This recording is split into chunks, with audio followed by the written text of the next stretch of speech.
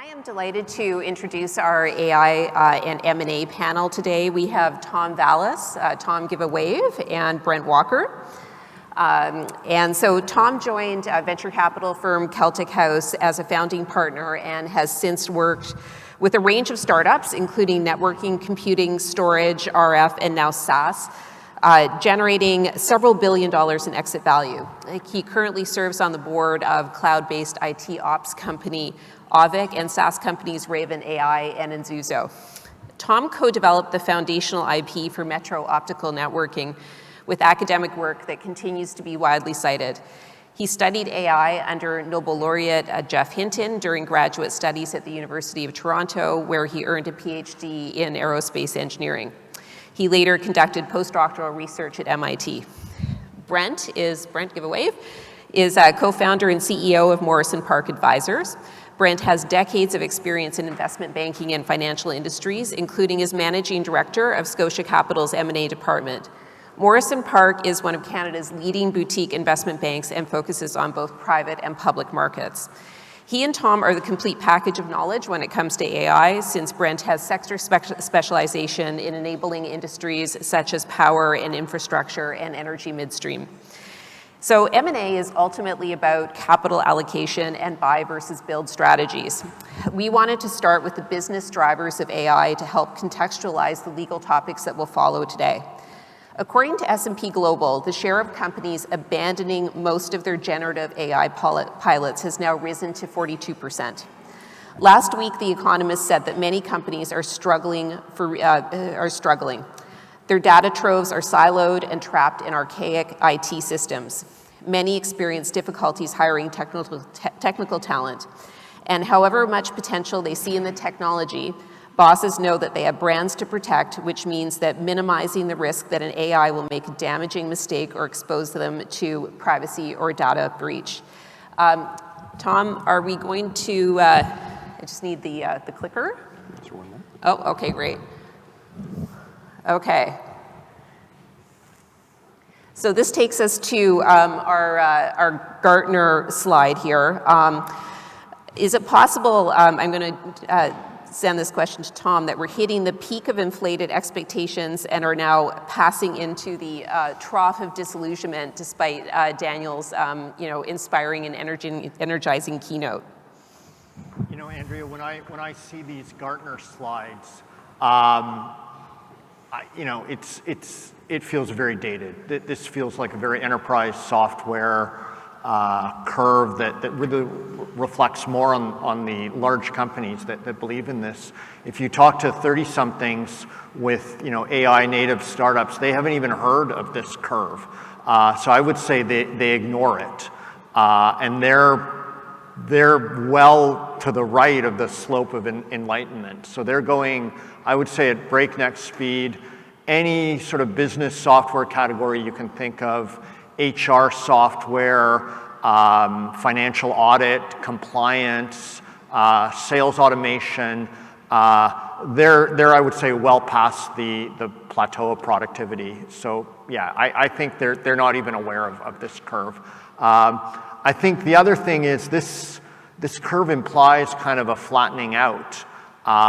Whereas what I think makes AI so different is there's no upper bound. You don't go to a dinner party and say, that person is intelligent enough. You'd always value something, yet more intelligent. So yeah, I kind of laugh when I see this curve. Okay, so Brent, over to you. So beyond startups and pure play AI companies, how will AI investments drive exit values? Well, thanks, Andrea, and thank you, everybody. In the M&A business, we're often dealing with companies that are a little bit more mature than some of the earlier stage companies that Tom was just mentioning. But even in the M&A business, in some of the more mature sectors that we operate in, AI is really being felt across the spectrum in a bunch of different industries. In our mining practice, we're seeing all kinds of tailwinds because of the emphasis on critical minerals and how that's impacting demand for minerals and building of new projects. We see it in our energy sector, where there's a huge push for the electrification of the economy with data centers. So even in traditional businesses, AI is having a massive impact on how companies are operating. And then when we go to companies in other sectors, like in some traditional software businesses, we're really seeing buyers and sellers in those businesses really focused on how AI is disrupting their business models. And so when we go through and we start to negotiate valuations and try to get transactions done, really AI is at the top of the list when it comes to their due diligence lists. So there's no question that AI is affecting M&A valuations. And just up on this screen here, I mean, the thing that's sort of, I would say, offsetting this a little bit is that we're obviously in a very volatile capital market. If you look at this top chart here, there's this dotted line here shows the volatility index over the last 6 months, or the VIX. Now, in the M&A business, the rule of thumb is if the VIX is above 20, it's really, really bad for getting transactions done. The risk profile in the market just is too high, cost of capital goes up, buyers get reticent, and deals don't happen. And you can see that big spike that happened just after Liberation Day when the VIX got up to 60. Now things have tapered off a bit, and we're back down below levels of 20, generally speaking, right now. But there's no question that the volatility level in the marketplace is having a dampening effect on valuations into the AI sector. And you can see that with the gold line as well, how valuations really came off in the AI sector, and they're just starting to come back. Okay, so Builder AI just made news in a bad way since it's been exposed that it wasn't really using AI. Instead, it had a group of 700 developers in India writing code and pretending to be bots. So this is after receiving $450 million in funding from tier 1 investors. Obviously, this is an extreme example of a diligence failure. On the other hand, the CEO of Y Combinator has said that for a quarter of their recent cohort, 95% of the lines of code are written by AI. So on the one hand, Builder AI is AI washing, commanding a premium valuation by falsely claiming AI capabilities that it doesn't possess. On the other hand, for the YC companies, if AI is doing 95% of the work, what proprietary value does the human team actually bring? Are you buying a tech company or just buying access to widely available AI tools? Tom, what is happening here? And when it comes to AI, how do you separate the steak from the sizzle? Sure. This is a real dashboard from one of our companies. I will say all of this is measurable and changing quarter over quarter or even month over month. And when we have board meetings, the CEO presents this very dashboard, talks about what it was like last quarter, and a very tangible metrics approach. You'll see that, the most green column is go to market. I don't think anybody can afford to not be heavily AI native on, the front line, top line, gaining customers. Because if you're not trying to win customers, your competitor will be using AI. So you're typically going to get budget for that first column, the go to market. And likewise, R&D, traditionally an early adopter of technology. One thing, you're seeing in AI, people talk about productivity. I think a lot of designers feel kind of socially isolated, and the AI, oddly enough, is seen as like a personal kind of co-developer. It's almost like buddy programming. So you are kind of seeing AI, playing this kind of interesting role. So, I will say just on that graph, legal and finance typically are some of the later adopters of AI. And sorry, from an M&A adoption, you can go to the next slide, Andrea. When the buyer's looking at AI, I think a good measure is how live a company is. So if you're in that M&A due diligence process and the target company can produce, all the financial statements, everything, on a live basis, they probably have adopted AI. The other thing for new AI things that are launched often on a freemium basis, you can talk about the kind of rolling cumulative value that's generated every time somebody uses one of these AIs. So I do think all this is quite measurable. Okay. All right. So this all sounds really expensive, I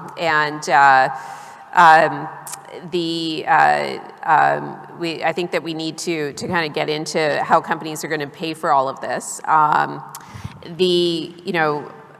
Brent, when you're looking at a buy and build decision, can you comment on how companies are either financing their internal AI strategies, or if they decide on the buy approach, their acquisition programs?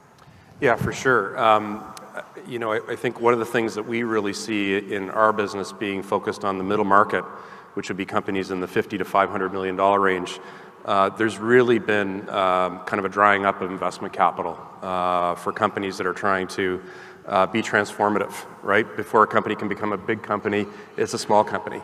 There's some real structural issues in the Canadian markets that have been driving that over the last 15 years.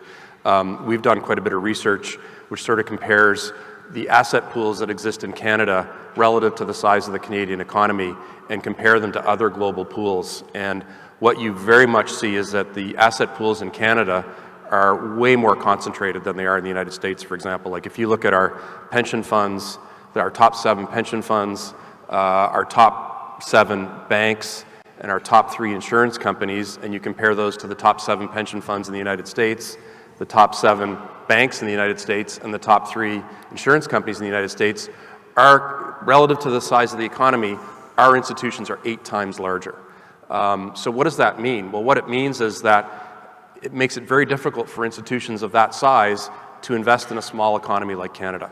Some of these pension funds have $500 million equity investment requirements.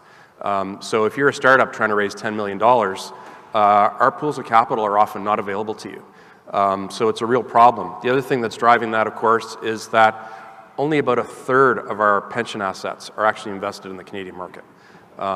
Because of their size, because of their mandate, they have to go global in order to generate the returns that they've promised to their stakeholders.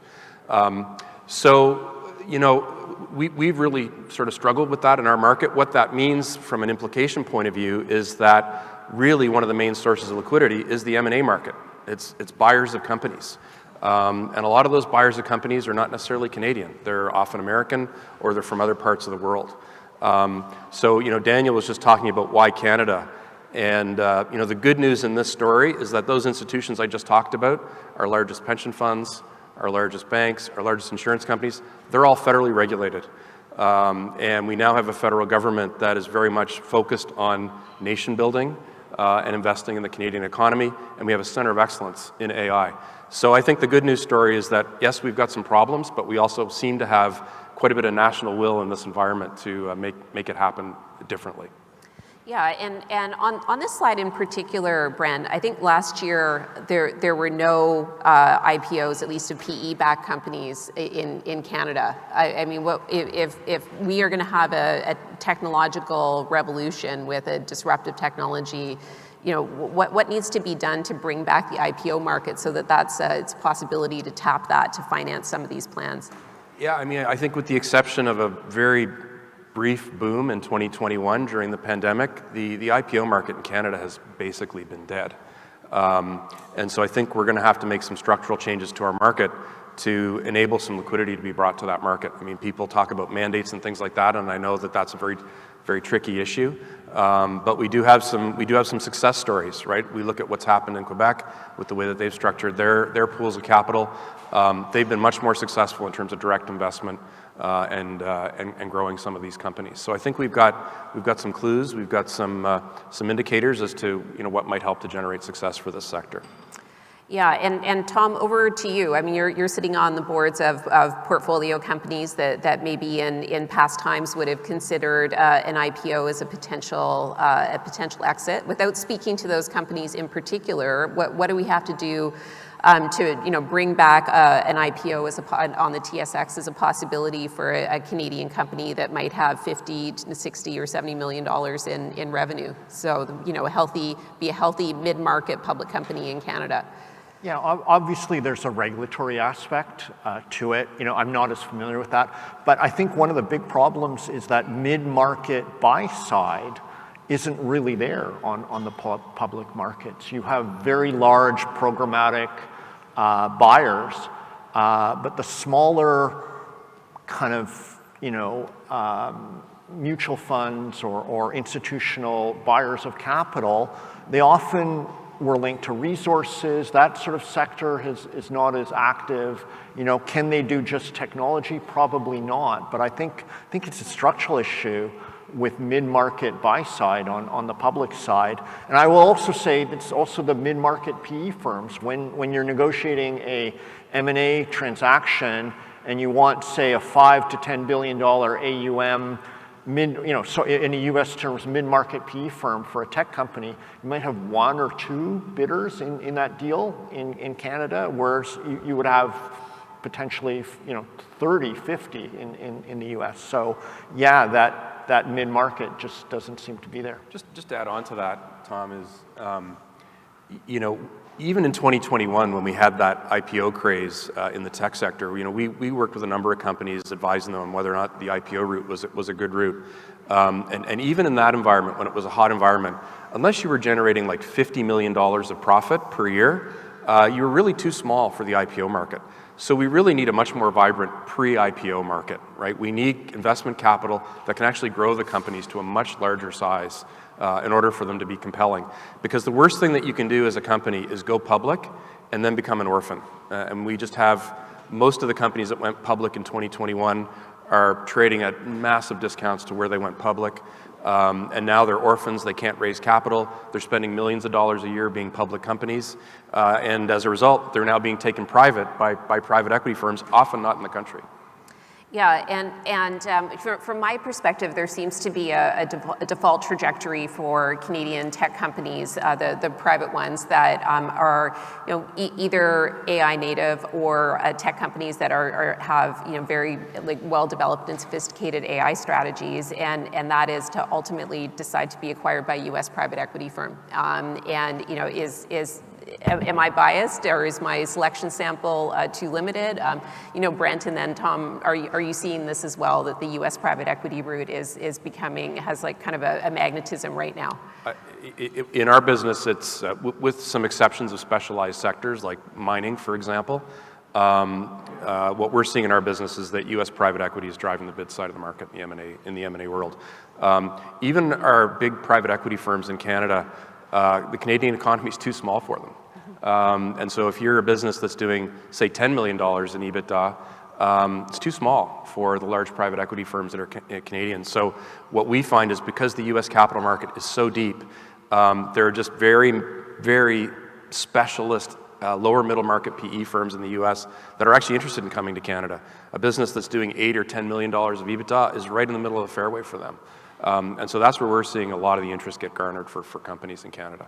Yeah, and Tom, you're seeing this as well, U.S. PE firms. I would say the U.S. PE world, certainly in tech, really is world-class. Mm-hmm. And they bring not just capital, but pools of talent and expertise. They can help shape the management team. They can hire.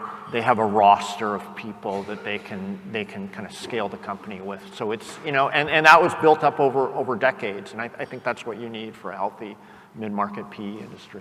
Yeah, so I think despite some of our political winds of change, it seems it's going to make sense for the North American tech and AI markets at least to continue to be tightly integrated in order to support the growth of the Canadian industry.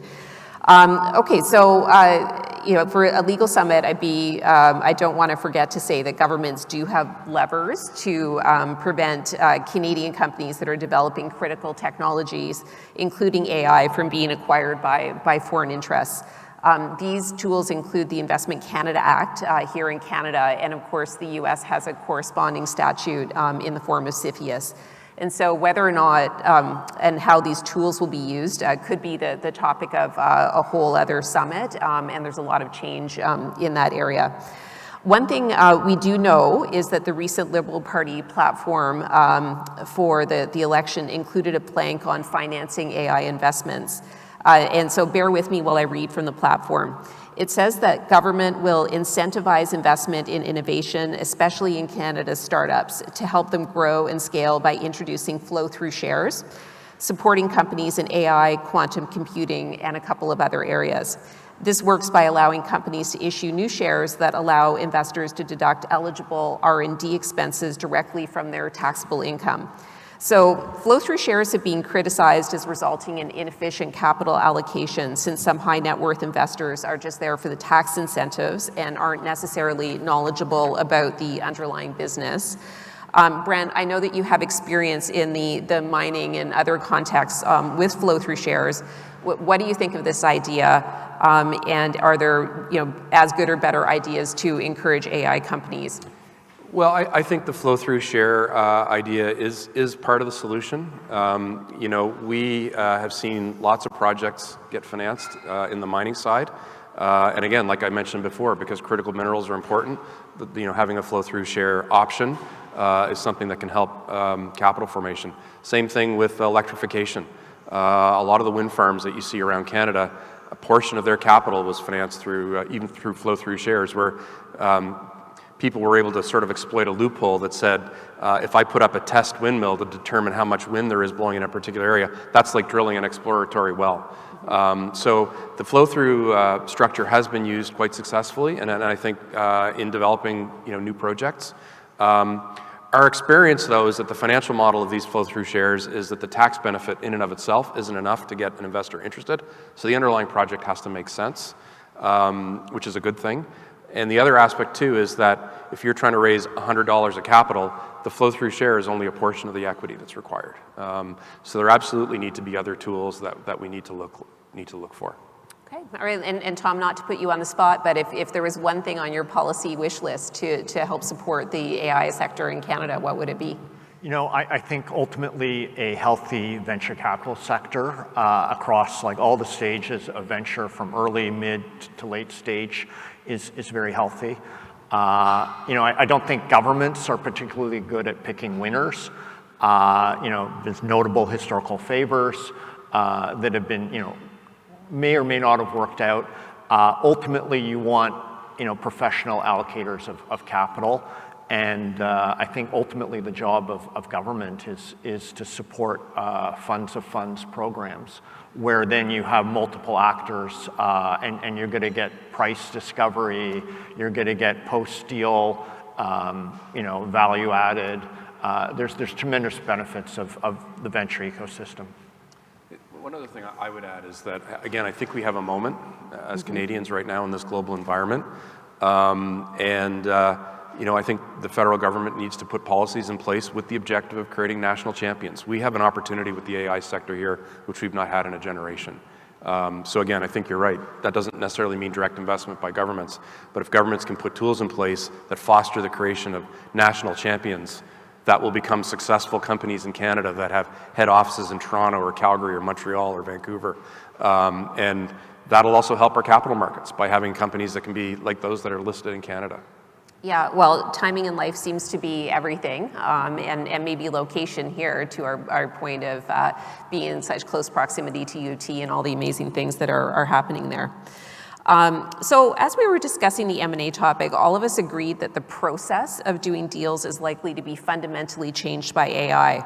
So this is a factor of a massive increase in the amount of information that's available during an M&A due diligence process.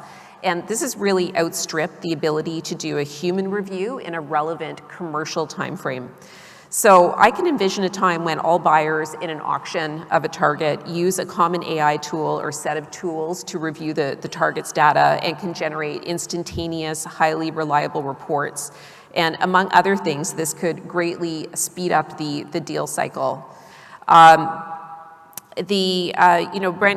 can you comment, are we on the verge of, instead of a highly process engineered but human driven process for M&A transactions, are we on the verge of something different?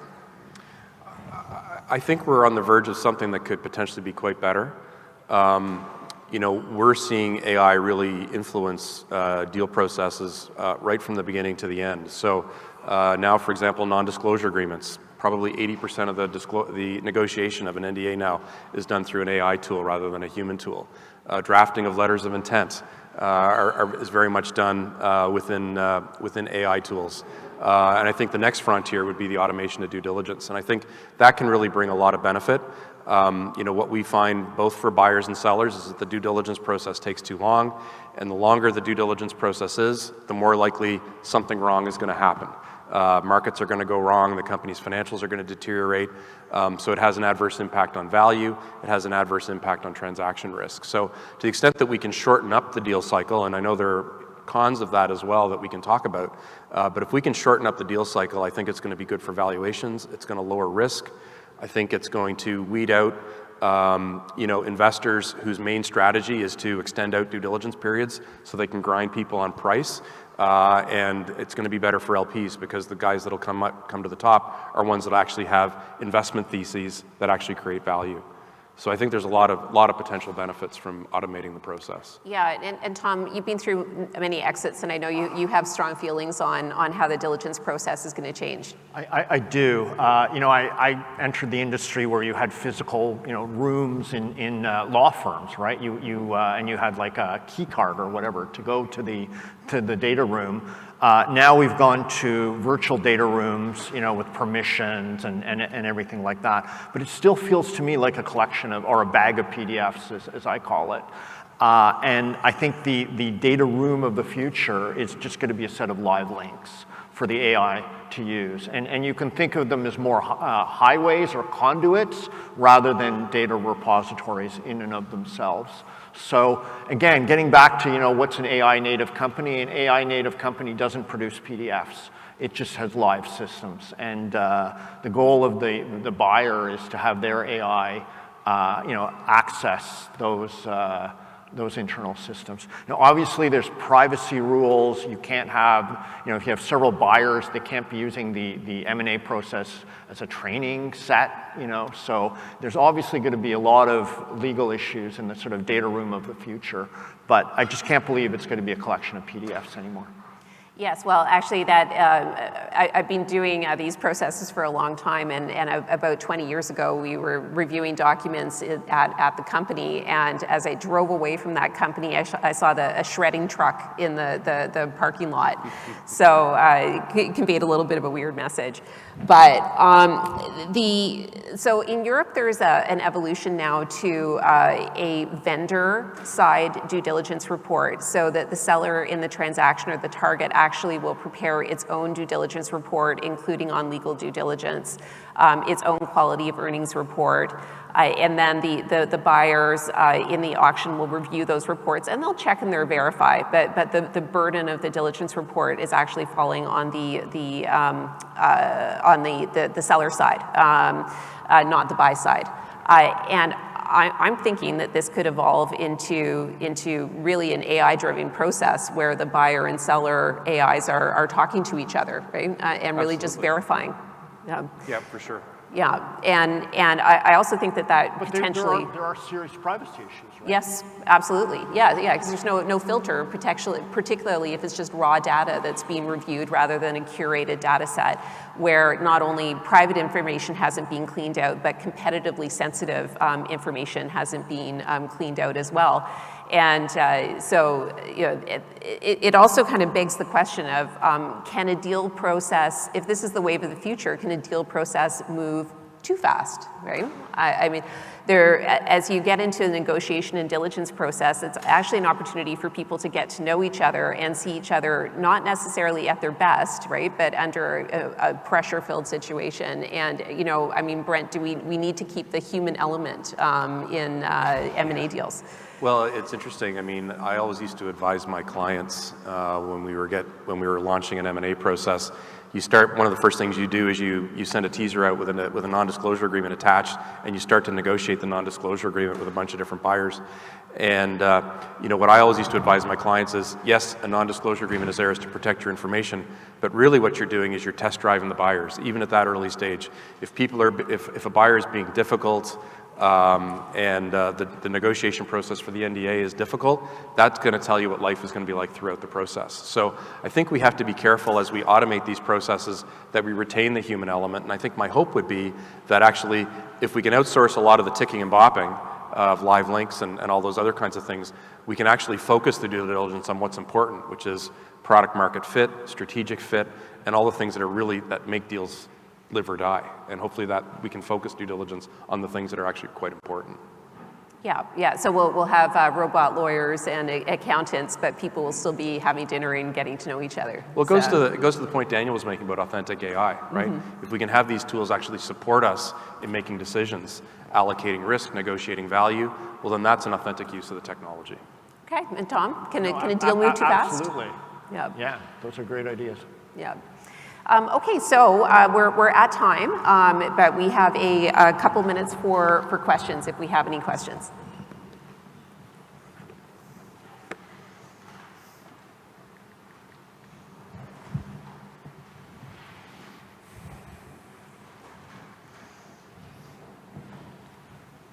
Okay, Costa. Do we have a mic? Let's get a microphone for.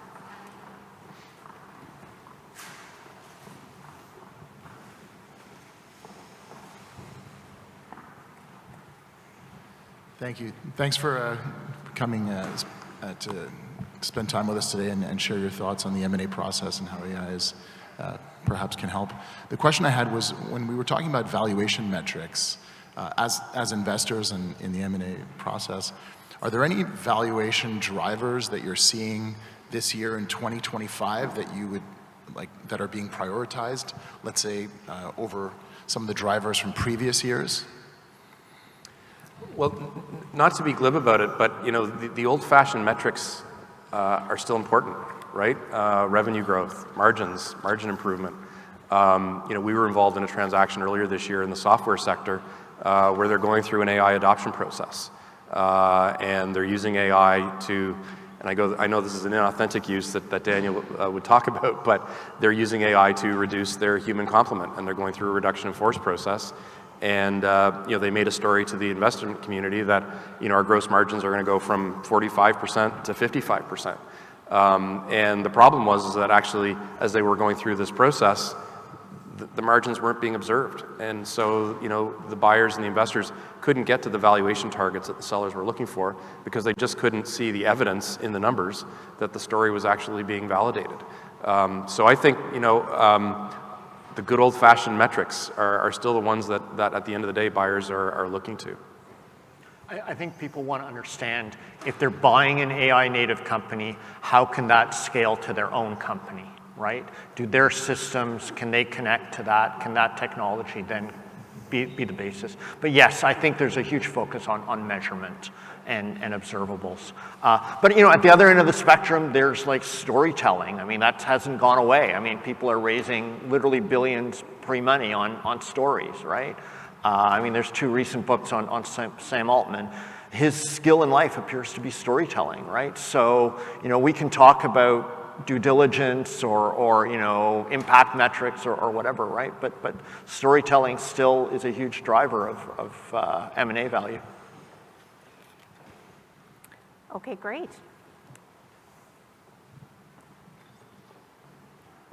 Okay, all right, so I'm going to get in trouble for going over time if we accept any other questions. So we are going to have to move to our new panel, which we are very excited about. It is, we've got Chantal Bernier and Peter Stockberger, who we are going to welcome to the stage to talk about AI standardization. Okay, here we are. All right, so thank you so much, Thank you. Tom. Thank you so much, Brent. This is great stuff.